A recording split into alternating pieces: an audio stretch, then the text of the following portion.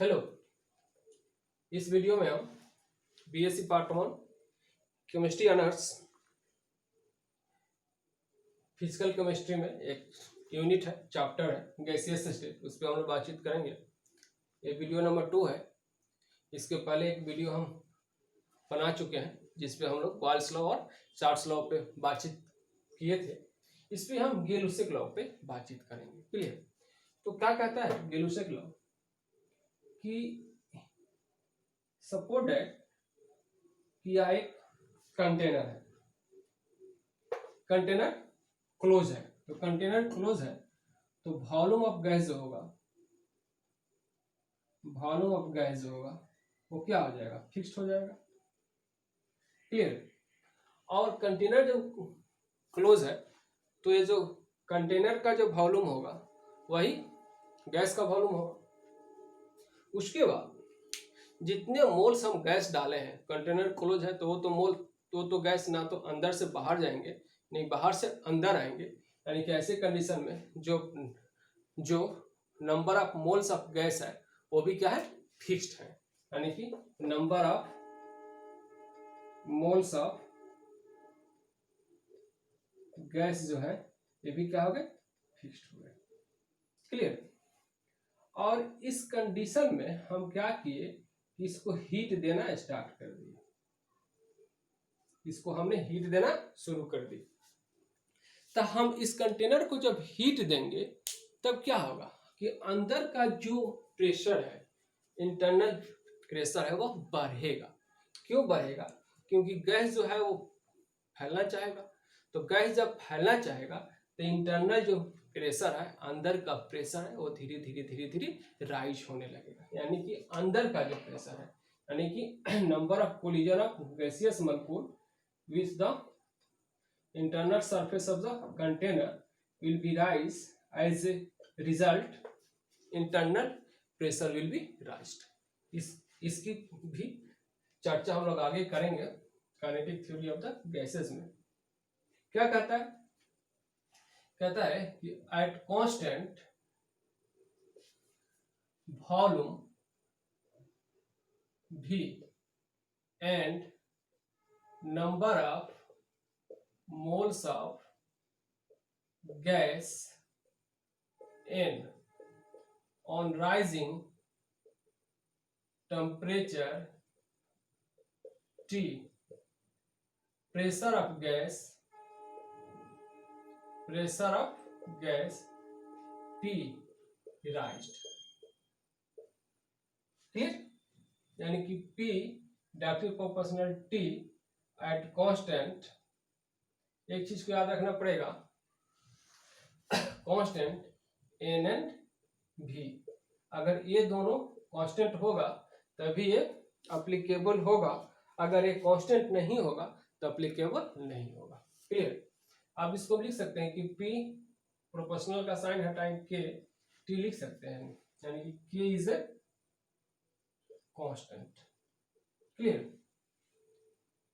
तो लिख सकते हैं कि P by T equal to K, यानी कि हम लिख सकते हैं कि P1 by T1 equal to constant, या फिर लिख सकते हैं कि P2 by T2 equal to constant. As a whole हम लिख सकते हैं कि P1 by T1 equal to P2 by T2। Clear? तो इस टाइप से हम इसको लिख सकते हैं। क्लियर? इसको हम ग्राफिकल रिप्रेजेंटेशन में देखें तो सबसे फर्स्ट हम लोग बात करते हैं, फर्स्ट ग्राफ हम लोग बात करते हैं कि P वर्सेस T। तो यहाँ पे लेते हैं प्रेशर एटीएम में, यहाँ पे ले लिए टेम्परेचर सपोज दैट कि केल्विन में ले लिए। तो डिफरेंसेस अगर हमको लेना है तो डिग्री सेल्सियस में, केल्विन में ले, डिफरेंसेस सेम होगा, वैल्यू सेम नहीं होगा। इसके पीछे वाले वीडियो में हम लोग बातचीत किए थे। ये जो ग्राफ कैसे जाएगा, इस टाइप से जाएगा। क्लियर? यानी कि टेम्परेचर बढ़ाएंगे तो प्रेशर बढ़ेगा। सेकंड हम लोग बात करते हैं कि प्रेशर वर्सेस 1 बाई टेम्परेचर, यानी कि यहाँ पे लेते हैं प्रेशर हम 1 बाई टी लेते हैं। तो 1 बाई टी में क्या होगा कि जैसे जैसे टी का वैल्यू बढ़ेगा, रिजल्ट इसका घटेगा, 1/t का वैल्यू घटेगा, यानी कि जो ग्राफ आएगा इस टाइप से होगा। क्लियर? ग्राफ जो होगा हमारा इस टाइप से आएगा। ये बात समझ में आ गई? उसके बाद हम लोग बातचीत करते हैं, एक सेकेंड, उसके बाद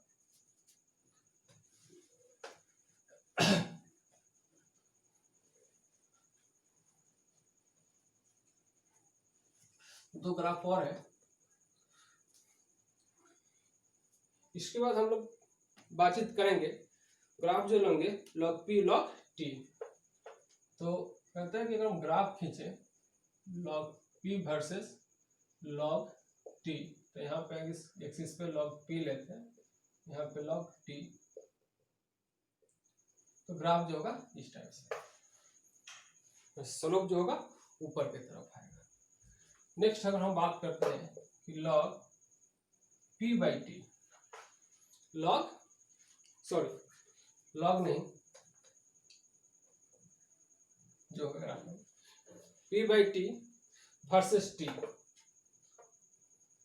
तो यहाँ पे अगर हम p/t लें, यहाँ पे हम इस कोऑर्डिनेट पे t लें, तो ग्राफ जो होगा इस टाइप से आएगा। क्लियर? तो आई फील गैलोसियस लॉ आप समझ गए हैं। उसके बाद हम लोग देखते हैं Avogadro's law.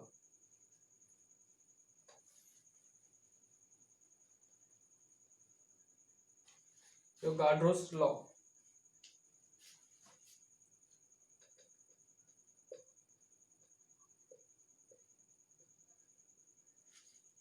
Avogadro's law.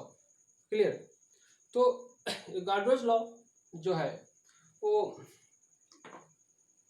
Volume और नंबर ऑफ मोल्स का बात करता है।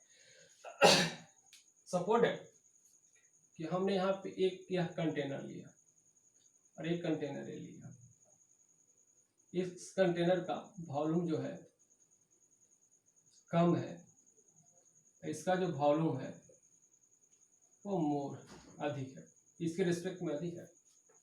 ऊपर से जो लगने वाले एटमॉस्फेरिक प्रेशर है वो क्या है, दोनों का सेम है, यानी कि ऊपर से जो लगने वाला एटमॉस्फेरिक प्रेशर है, यहाँ पर जो लग रहा है, यहाँ पर जो लग रहा है, वो दोनों क्या है, सेम है। और टेम्परेचर ऑफ बोथ कंटेनर या बोथ सिस्टम सेम है। सपोर्टेड कि एक ही जगह हमने रखा है, एक कंटेनर यहाँ रखा, दूसरा कंटेनर यहाँ पे रखा, टेम्परेचर क्या है, दोनों का सेम है। अब पूछे कि किसमें अधिक गैस आएगा, गैस पूछे किसमें अधिक गैस आएगा, किसमें अधिक गैस रहेगा, तो आप सिंपली कह सकते हैं कि जो कंटेनर बड़ा है उसमें गैस अधिक आएगा। क्लियर?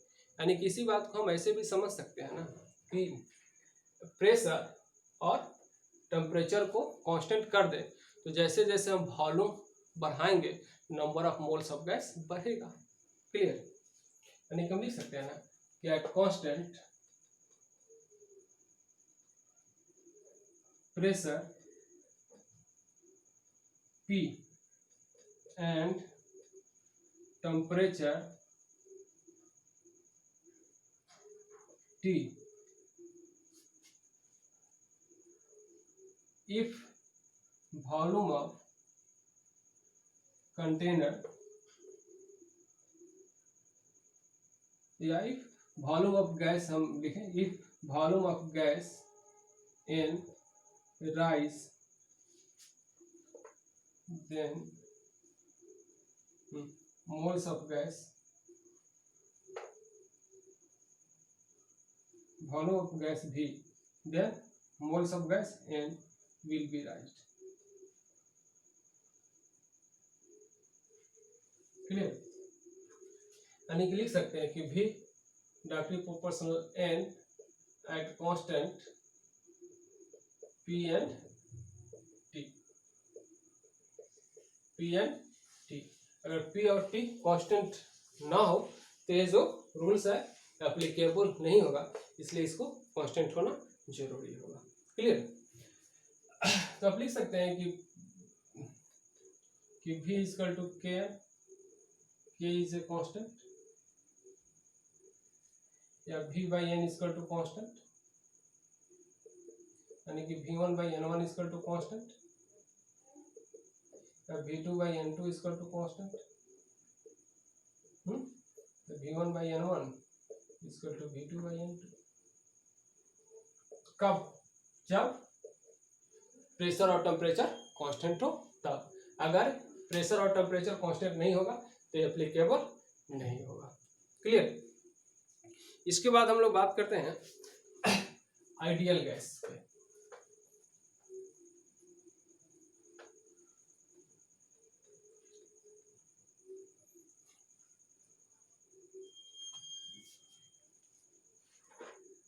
कहते ideal gas.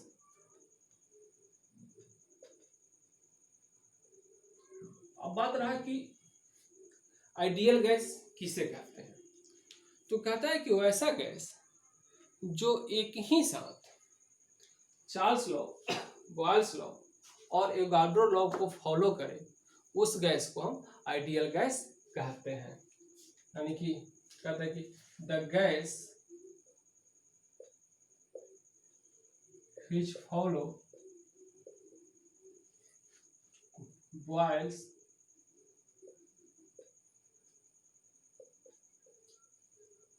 Charles and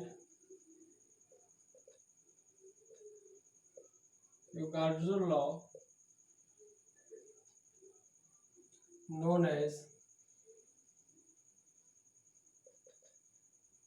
ideal gas.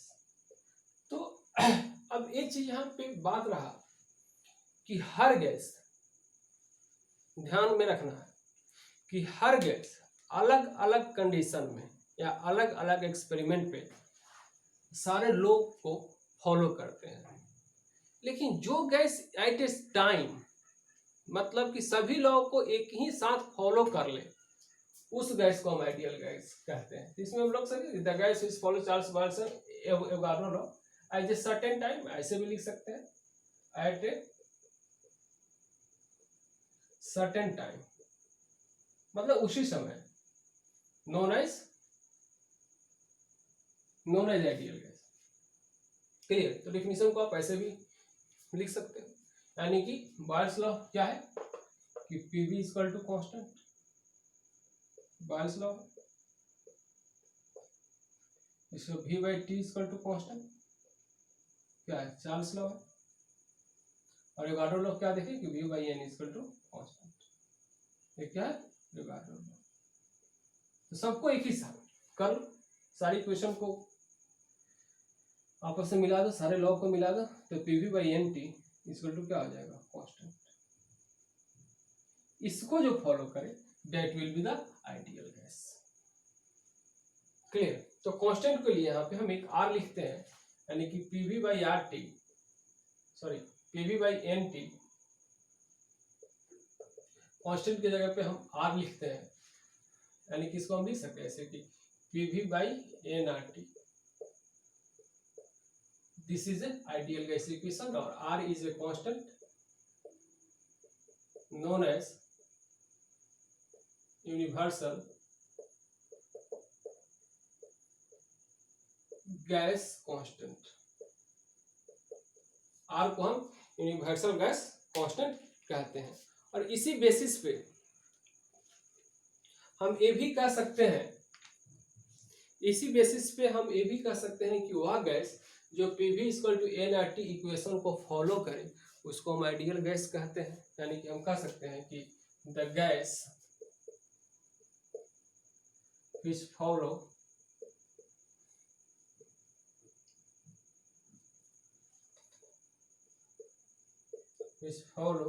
the equation Pv equal to nRT known as ideal gas. इस गैस को आइडियल गैस कहेंगे, और ये जो इक्वेशन है, इस इक्वेशन को हम आइडियल गैस इक्वेशन कहते हैं, आइडियल गैस इक्वेशन कहते हैं। क्लियर। तो ऐसे भी कह सकते हैं कि वैसा गैस जो आइडियल गैस के इक्वेशन को फॉलो करे उसको हम आइडियल गैस कहेंगे। क्लियर। तो यहाँ पे नया टर्म इंट्रोड्यूस हुआ आर, इसको यूनिवर्सल गैस कांस्टेंट कहते हैं। और अलग अलग कंडीशन में आर का वैल्यू अलग अलग होता है। तो आर का वैल्यू क्या होगा, किस कंडीशन में क्या होगा, कैसे डिटरमाइन होगा, इस बात की चर्चा हम लोग करते हैं। जरा आर को समझते हैं। क्लियर। तो सबसे पहले हम बात करते हैं कि यूनिट ऑफ आर।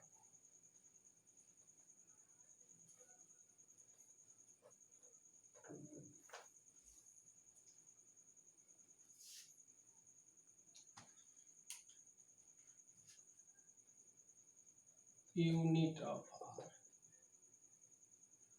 क्लियर। तो यूनिट ऑफ आर की बातचीत करते हैं। तो आर इजकल टू क्या देखे हैं लोग कि R equal to P V by n T. Clear. तो पी क्या है, प्रेशर। तो पी क्या है, प्रेशर। तो प्रेशर को अगर हम फोर्स के टर्म में डिफाइन करें तो हम कह सकते हैं ना कि पर यूनिट एरिया में जो लगने वाला फोर्स है उसको हम प्रेशर कहते हैं। यानी कि प्रेशर के लिए हम लिख सकते हैं ना फोर्स बाय एरिया।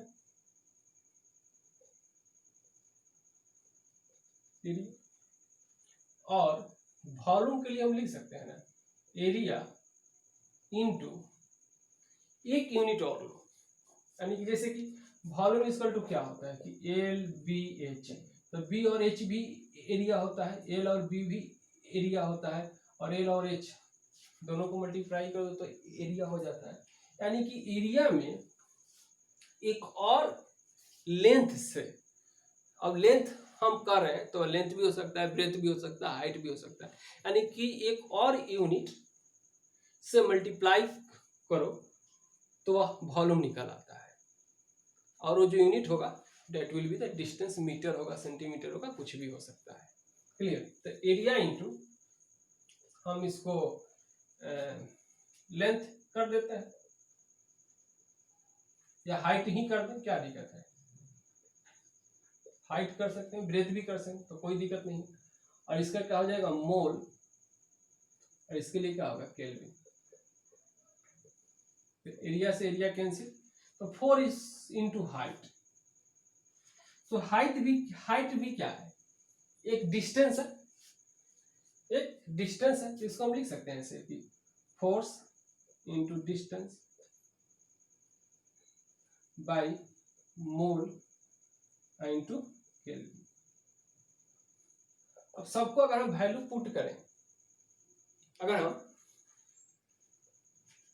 सबका वैल्यू अगर हम पुट करें यूनिट निकालने के लिए, तब फोर्स के लिए हम लिख सकते हैं ना कि 1 नैनोमीटर स्क्वायर पास्कल। या फिर फोर्स के अगर हम प्रेशर के टर्म में लेकर जाए, जैसे अभी हमने पढ़ा है ना कि pressure equal to force by area. Clear. तो फोर्स इक्वल टू क्या आ जाएगा, प्रेशर इंटू एरिया, जब भी हम लोगों ने पढ़ा है।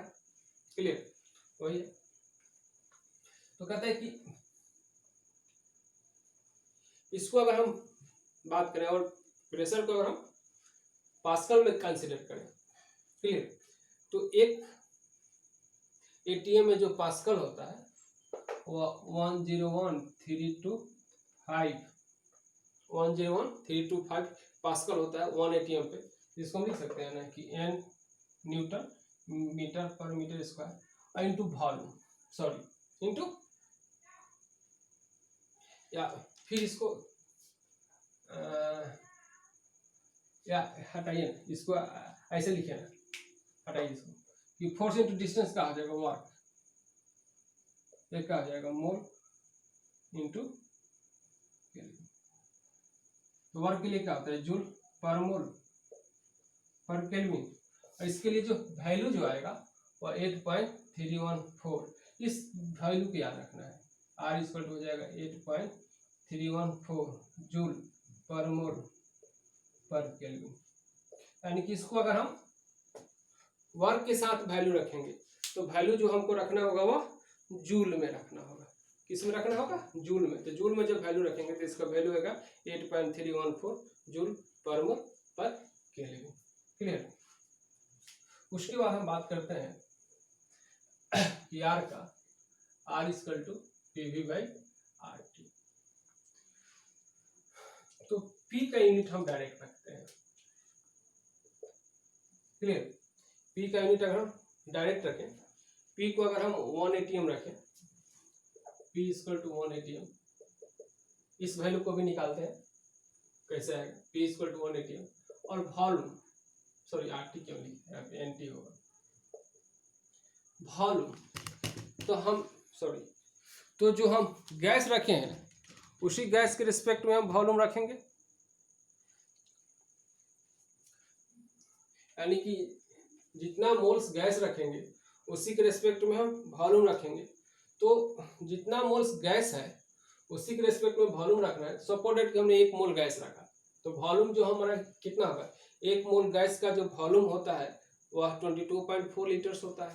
क्लियर। तो वॉल्यूम हम रख 22.4 लीटर्स रख दिए। क्लियर। अब एन का वैल्यू 1 मोल रख दिए और टेम्परेचर जो हम रखे हैं 273 केल्विन रख दिए। क्लियर। टेम्परेचर का जो वैल्यू रखे वह इतना केल्विन हमने रख दिया। अब इसको सबके वैल्यू को पुट कर अगर हम आर का वैल्यू निकालें, इस वैल्यू को रखकर कटाएं, जिसका वैल्यू आता है कि 0.082 ATM लीटर पर मोल पर केल्विन। क्लियर। और एक बात और है कि प्रेशर को आप बार में भी रख सकते हो। तो 1 ATM जो होता है, प्रेशर को अगर आपने बार में रखा तो 1 ATM 1.013 बार होता है। क्लियर। तो इस कंडीशन में अगर आप आर का वैल्यू निकालोगे तो आर का वैल्यू होता है 0.083 बार लीटर पर मोल पर केल्विन। क्लियर। इस टाइप से इसका वैल्यू आएगा। तो वैल्यू जो आर का जो यूनिट आता है, हमेशा एक चीज को ध्यान रखना है कि आर का जो यूनिट इस पे डिपेंड करेगा कि आपने प्रेशर को, वॉल्यूम को आप में या फिर प्रेशर को आपने किस यूनिट में रखा है, उसके अकॉर्डिंग इसका वैल्यू आएगा। क्लियर। उसके बाद एक चीज और देखते हैं कि अगर प्रेशर को अगर हम बार में रखें, प्रेशर को अगर हम बार में रखें, प्रेशर को सॉरी बार में नहीं पास्कल में रखें, तो एक एटीएम जो होता है वह 101,325 पास्कल होता है। क्लियर। तो पास्कल इसको तो क्या होता है, मीटर न्यूटन पर मीटर स्क्वायर। क्लियर। अब हम इसको आर का वैल्यू निकाले, R equal to P V by n T.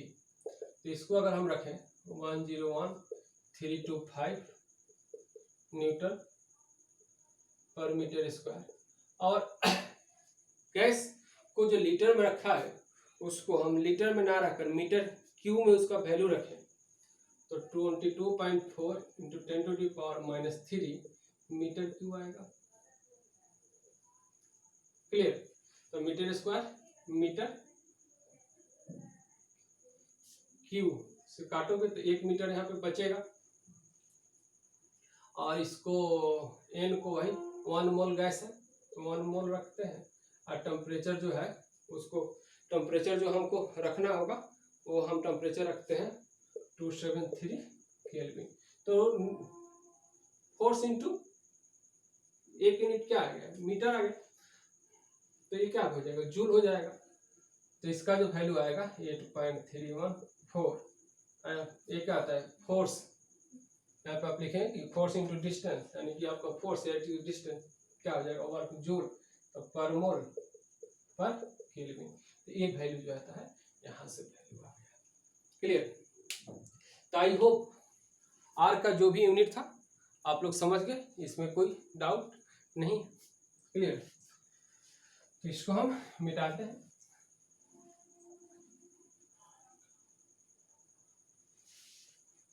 और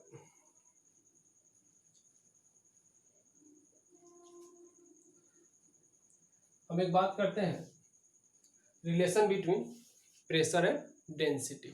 क्लियर। तो रिलेशन बिटवीन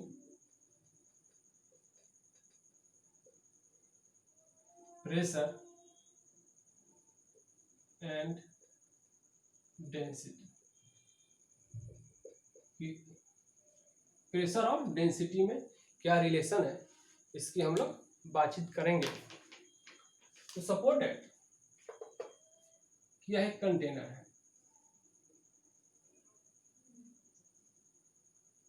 यह एक कंटेनर है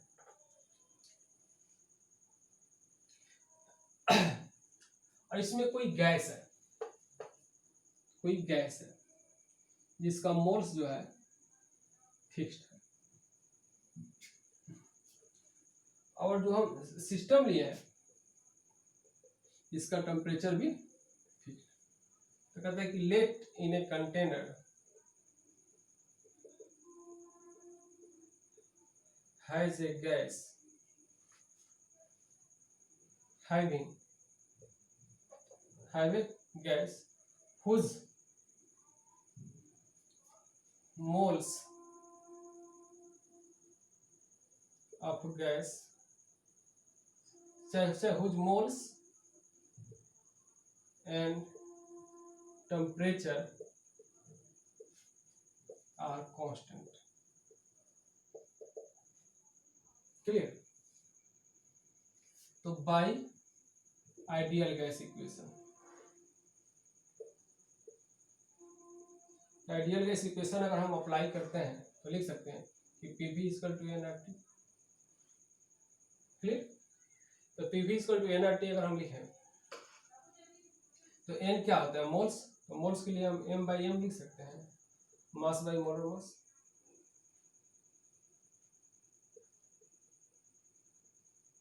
क्लियर। तो इसको लिख सकते हैं कि PV equal to m/M RT। Clear. इसे हमको इधर करें, इसको इधर करें, तो PM equal to m/V RT होगा। और ये जो कैपिटल M है ये क्या है, मोलर मास। तो गैस का जो मोलर मास होगा वो तो फिक्स होगा, क्योंकि अगर एक कोई खास गैस है तो उसका मोलर मास फिक्स होगा। खास गैस है तो मोलर मास तो बदलेगा नहीं। तो लिख सकते हैं कि molar mass of a particular gas is fixed.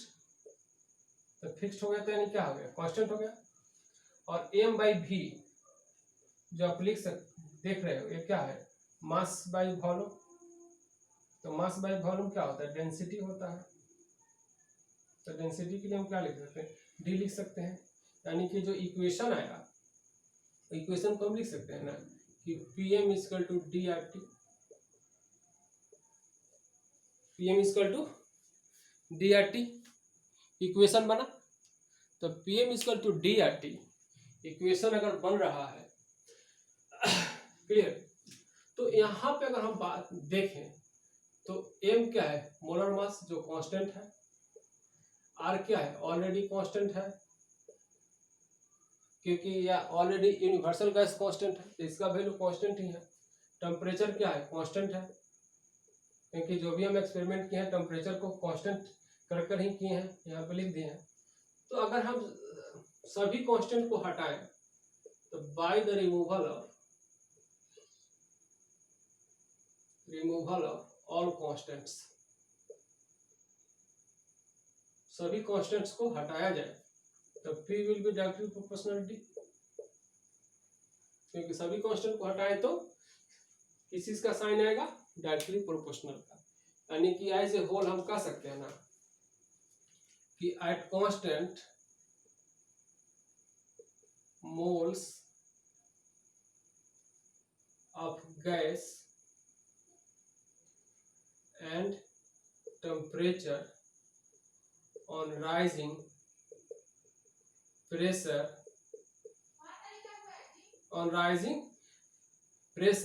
density of gas will be raised. Density of gas will be raised. Clear? तो आई फील आप लोग यहाँ तक अच्छे से समझ गए, यहाँ तक कोई प्रॉब्लम आपको नहीं होगा। इसके बाद वाले वीडियो में हम लोग बातचीत करेंगे और सारे जो टॉपिक्स हैं उस पर आने वाले वीडियो पे हम लोग बातचीत करेंगे, जैसे कि Dalton law of partial pressure, kinetic theory of gases. Clear? तो सबका बात हम लोग इसके बाद वाले वीडियो में करेंगे। Thanks for watching.